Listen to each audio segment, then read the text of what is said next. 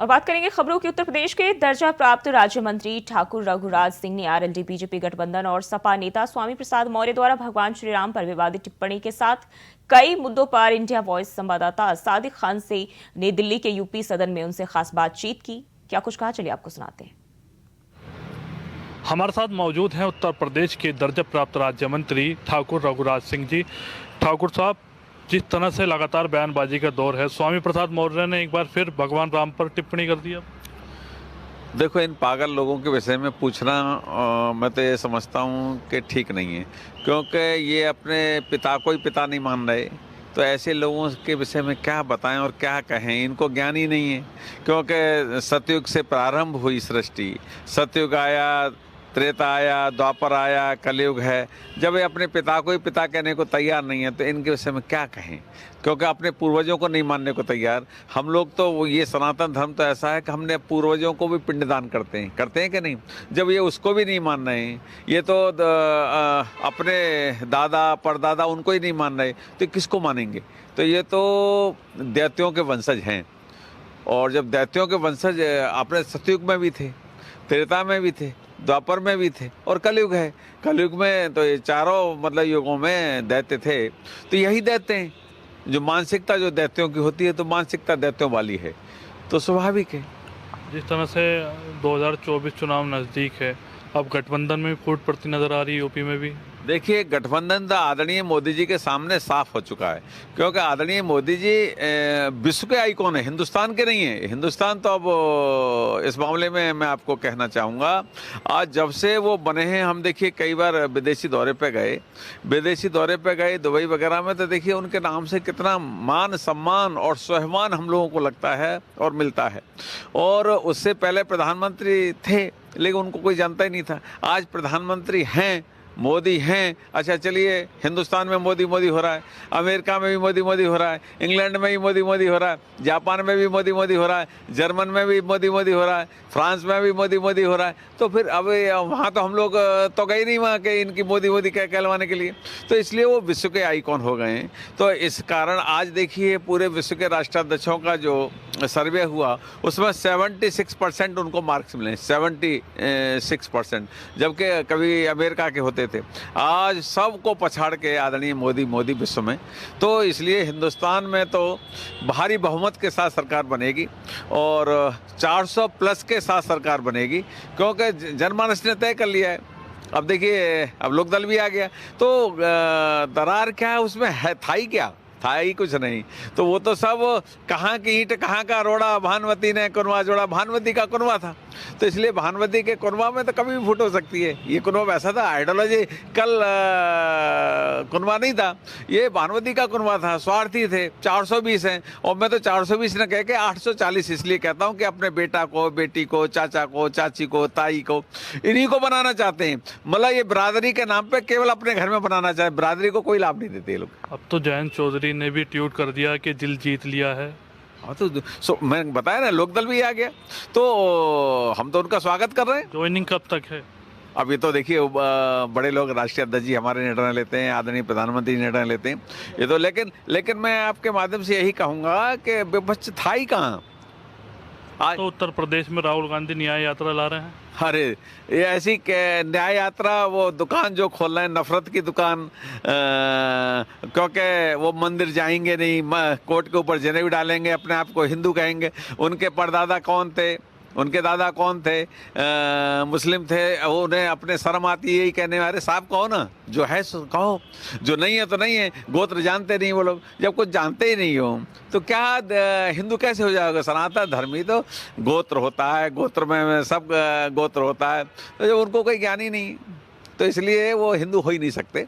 तो इसलिए उन्हें तो ऐसी सीट से ही लड़ना है जहाँ मुस्लिम ज़्यादा होंगे। और गीता भक्ति अमृत महोत्सव का आयोजन किया जा रहा है, जहां मुख्यमंत्री योगी आदित्यनाथ लाइव है। महाराष्ट्र सरकार के माननीय मंत्री श्री चंद्रकांत पाटिल जी, श्री दिलीप वलसे पाटिल जी, श्री गीता भक्ति अमृत महोत्सव के इस आयोजन में पधारे सभी पूज्य संतजन, भक्तजन और उपस्थित बहनों और भाइयों, पूज्य स्वामी गोविंद देव गिरि जी महाराज की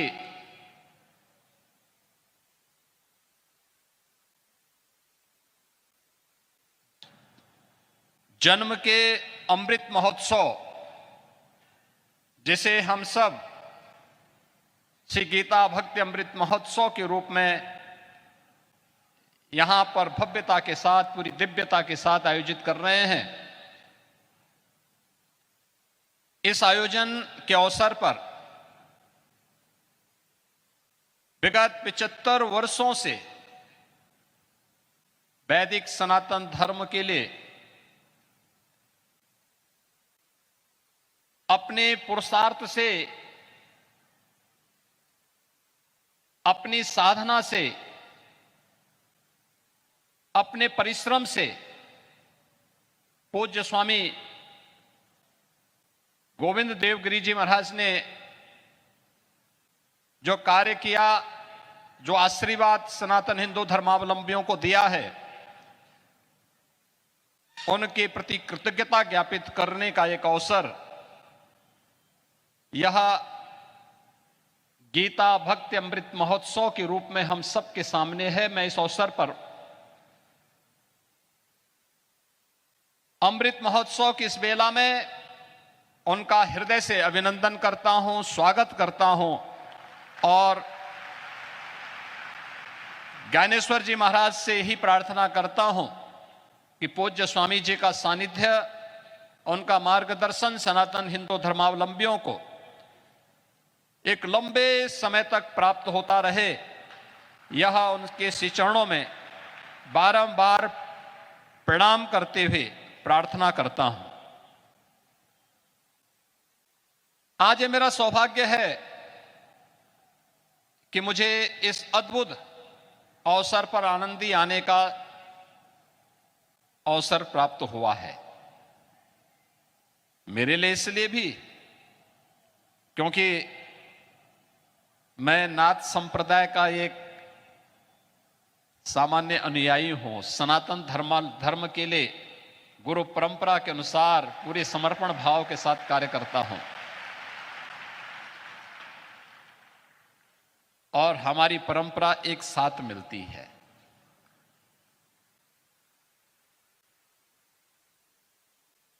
भगवान ज्ञानेश्वर जी महाराज की जो परंपरा है, उस परंपरा को प्रणाम करने और इस परंपरा के सेतु को जोड़ने का काम किया है पूज्य स्वामी गोविंद देव गिरि जी ने, उनके प्रति कृतज्ञता ज्ञापित करने के लिए आज मैं स्वयं यहां पर उपस्थित हुआ हूं। मन में बहुत दिनों से इच्छा थी, वर्षों से इच्छा थी। बचपन में मैंने ज्ञानेश्वरी पढ़ी थी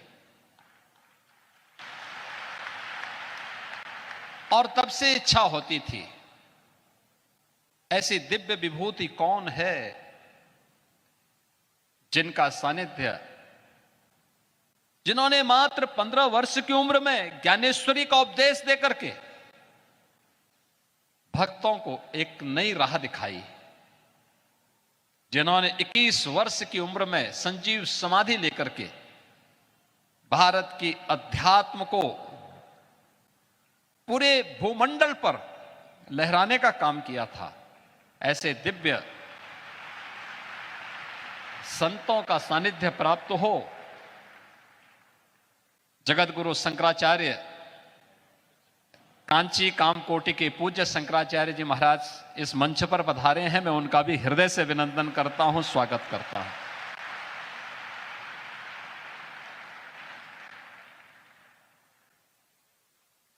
और आज ये मेरा सौभाग्य है कि मुझे साक्षात इस परंपरा के प्रति वहां पर दर्शन करने का सौभाग्य प्राप्त हुआ, वहां जाने का अवसर प्राप्त हुआ।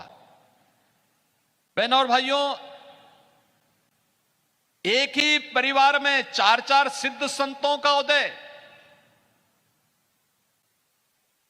और महाराष्ट्र वाले इसीलिए सौभाग्यशाली हैं।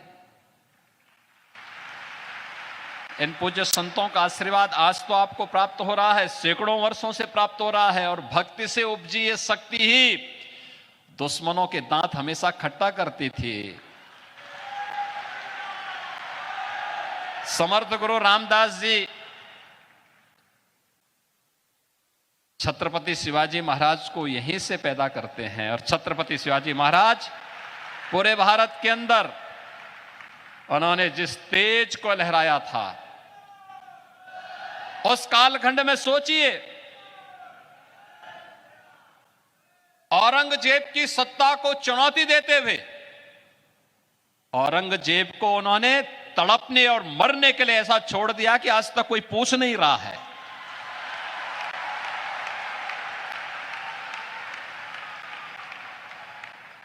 यह अद्भुत शौर्य और पराक्रम की धरती है। इसलिए है क्योंकि पूज्य संतों का सानिध्य प्राप्त हुआ, उनकी कृपा हमेशा यहां पे बरसती है। यहां के भक्तों ने अपने पूज्य संतों के सम्मान को जिन ऊंचाइयों तक पहुंचाया है, उसका परिणाम है कि शक्ति भी साथ साथ उनकी चलती है। और यह शक्ति का अद्भुत संगम छत्रपति शिवाजी महाराज के रूप में महाराष्ट्र के माध्यम से हम सबको देखने को मिलती है। यह मेरा सौभाग्य है कि जब मैं उत्तर प्रदेश में मुख्यमंत्री बना, आदरणीय प्रधानमंत्री जी ने जब मुझे दायित्व दिया तो मैं आगरा गया था। तो आगरा में एक म्यूजियम बन रहा था, उसका नाम था मुगल म्यूजियम। मैंने कहा भी मुगल म्यूजियम आज के दिन पे, मैंने कहा इसका नाम छत्रपति शिवाजी महाराज का म्यूजियम रखो।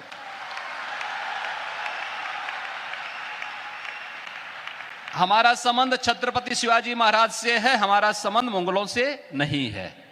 और इसलिए छत्रपति शिवाजी महाराज के नाम पर जाना जाएगा ये म्यूजियम, और छत्रपति शिवाजी महाराज की स्मृतियों को वहां पर सजोने का कार्य पूरी भव्यता के साथ आज हम लोग उसको आगे बढ़ाने का काम कर रहे हैं। आदरणीय प्रधानमंत्री जी ने उत्तर प्रदेश में एक डिफेंस कॉरिडोर की घोषणा की। यह डिफेंस कॉरिडोर भी छत्रपति शिवाजी महाराज को ही समर्पित है। भारत की रक्षा सेनाएं आत्मनिर्भरता के लक्ष्य को प्राप्त होंगी, इस दिशा में कार्य भी वहां हो रहा है। तो यहां पे तो शक्तियां भी जुड़ रही हैं और पूज्य संतों के माध्यम से भी भक्ति भी आपस में एक दूसरे का सानिध्य प्राप्त कर रही हैं। और इसी का परिणाम है, जब ये शक्ति मिलेगी, भक्ति और शक्ति का अद्भुत संगम होगा, तब 500 वर्षों की गुलामी की दास्ता से मुक्त होकर के अयोध्या में राम मंदिर का भव्य अद्भुत क्षण भी, वह अलौकिक क्षण भी हम सबको देखने को प्राप्त होता है। हमारे पूज्य संतजन मंच पर भी बैठे हैं, सामने भी बैठे हैं। इनके सानिध्य में प्रधानमंत्री मोदी जी के कर कमलों से, उनके परम पुरुषार्थ से 22 जनवरी 2024 की जो तिथि हम सबको अयोध्या धाम में देखने को मिली थी, अद्भुत है। और ये नई अयोध्या, ये भव्य, दिव्य और नव्य अयोध्या आप सबको भी अपनी ओर आमंत्रित कर रही है। और उसी आमंत्रण के साथ आज हम सब पूज्य स्वामी गोविंद देव गिरि जी, जिन्होंने अपने लिए नहीं, सनातन वैदिक धर्म के लिए अपना सब कुछ समर्पित कर दिया, पूरे देश के अंदर, पूरी दुनिया के अंदर वैदिक पाठशालाओं की स्थापना करके श्रीमद् भगवत गीता के संदेश को जन जन तक पहुंचाने के लिए वेद पाठी एक लंबी परंपरा को देश को दे करके यह देश वेदों का मार्गदर्शन प्राप्त करेगा। जो कार्य मध्यकाल में समर्थ गुरु रामदास जी ने छत्रपति शिवाजी महाराज का मार्गदर्शन करके किया था, वह काम आज गोविंद देव गिरि जी के सानिध्य में इस महाराष्ट्र के अंदर, देश के अंदर, दुनिया के अंदर हर सनातन धर्मावलंबी के मन में इस भाव को पैदा करने के लिए उनके सानिध्य में निरंतर चल रहा है। और इस अवसर पर मैं उनके जीवन के 75 वर्ष पूर्ण होने के इस अवसर पर, 75वें वर्ष में प्रवेश करने पर, गीता भक्ति अमृत महोत्सव के इस आयोजन के अवसर पर उनके प्रति हृदय से उनका अभिनंदन करता हूं। ज्ञानेश्वर जी महाराज से यही प्रार्थना करता हूं कि एक लंबे समय तक पूज्य स्वामी जी का आशीर्वाद, उनका मार्गदर्शन हम सभी सनातन धर्मावलंबियों को प्राप्त होता रहे और उनके नेतृत्व में सनातन धर्म की ध्वज पताका इसी प्रकार से दिग दिगंत तक लहराती रहे। इस विश्वास के साथ आप सबके प्रति भी मैं इस गीता भक्ति अमृत महोत्सव के अवसर पर अपनी हृदय से इस भव्य आयोजन के लिए बधाई देता हूं, आयोजकों के प्रति अपनी शुभकामनाएं देता हूं और आप सबको अयोध्या के लिए भी सादर आमंत्रित करते हुए अपनी वाणी को विराम देता हूं। जय जय सीताराम। बहुत बहुत धन्यवाद श्रद्धेय योगी जी, आपके साथ आए स्वतंत्र देव।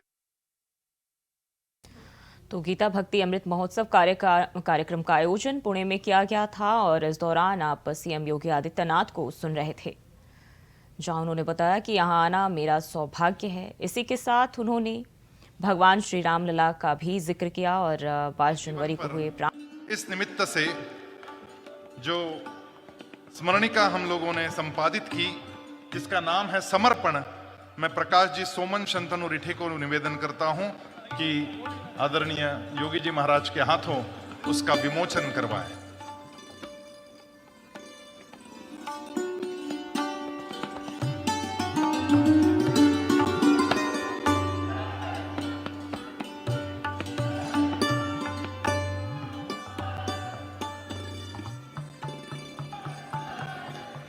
परम श्रद्धेय कांची कामकोटि पीठ के शंकराचार्य श्री विजेंद्र सरस्वती जी महाराज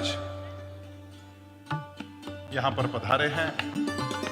उनके आशीष इस पूरे कार्यक्रम में हमको मिलते रहे और यहां पे जो यज्ञ संपादित हुए, जो यज्ञ कार्य हुआ, एक तरफ यज्ञ चल रहे थे, दूसरी तरफ वाग यज्ञ चल रहे थे और मुझे लगता है येने वाग यज्ञ तोषावे तोषोनी मज द्यावे पसाय दान है। तो आज हमें प्राप्त हो रहा है इतने संतों का दर्शन, यही पसायदान आज इस वाग यज्ञ के निमित्त यहां पर प्रस्फुटित होता हम देख रहे हैं।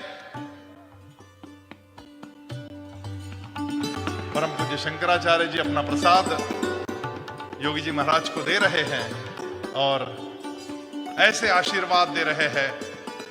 विजेंद्र सरस्वती जी महाराज विजय का आशीर्वाद दे रहे हैं आदरणीय आदित्य योगीनाथ जी महाराज को। आप विजयी बनते रहे।